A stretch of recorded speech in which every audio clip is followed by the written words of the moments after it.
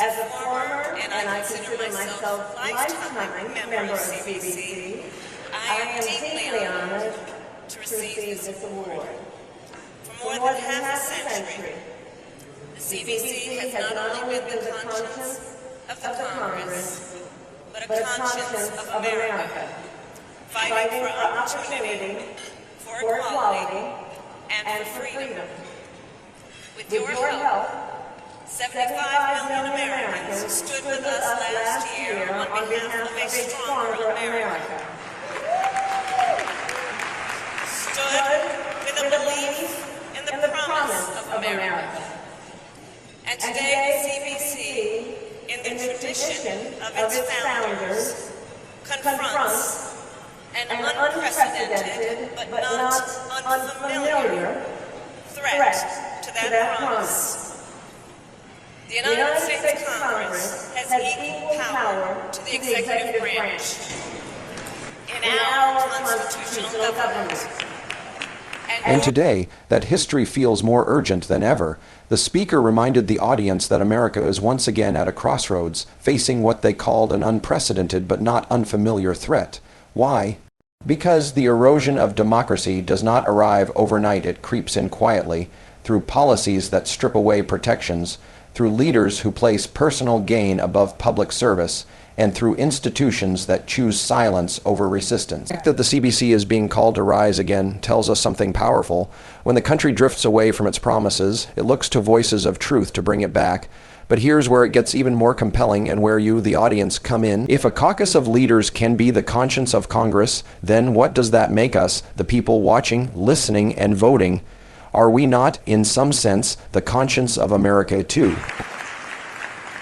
With each day, we are witnessing a president who has lined his own pockets and those of the super rich, while he raises tariffs on the backs of working people, cuts SNAP and Medicaid, ignores science, ends the war on cancer, and deploys the United States military to the streets of America.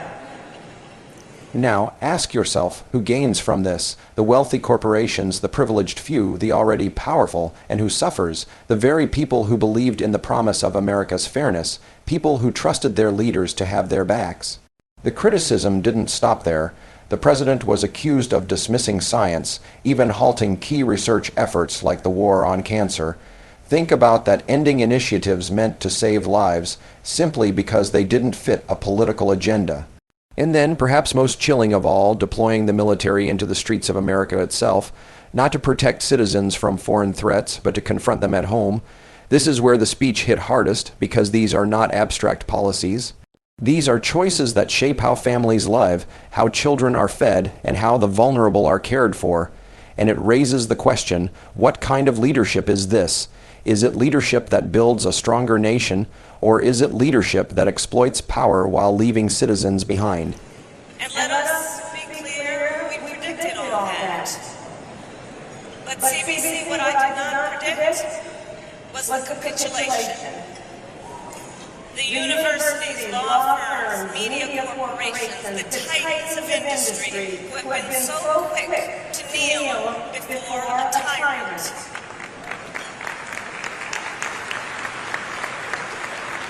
But I'll tell you who refuses to capitulate: the people.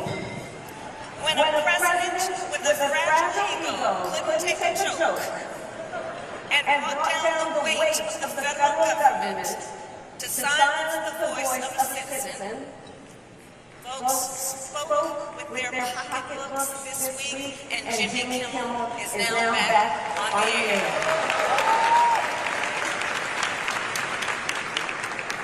And when Dr. Jamal Bryant issued a call to speak with your pocketbooks, the power of the people was also demonstrated.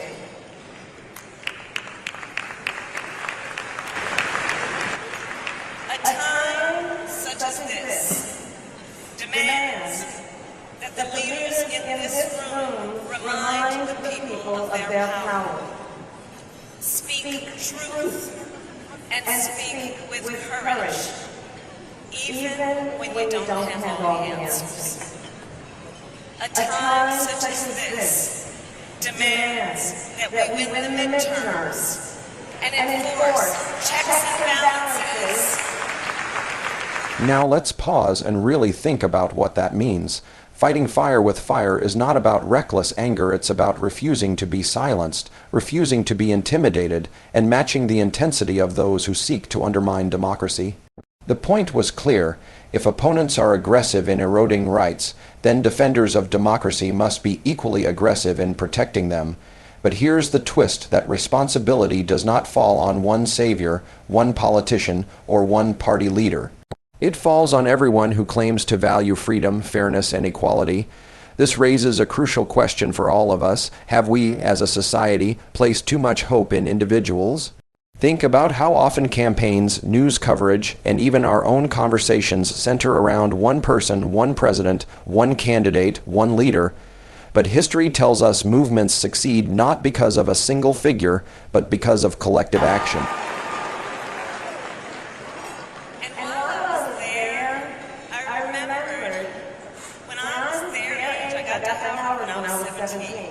When I was their age, Ronald Reagan was president. And the extreme right wing was hatching the long-term agenda that is being swiftly implemented today. Enhanced today by propaganda and misinformation. And recall, they played the long game, working for decades to take over state houses, gerrymander districts, stack the Supreme Court, and create the radical blueprint currently being used by this administration. As I have written, the current president is their vehicle, but the road was paved over decades by a hot and pungent group. Ronald Reagan's celebrity, the belligerent discourse of Newt Gingrich, and the nativism of Pat Buchanan.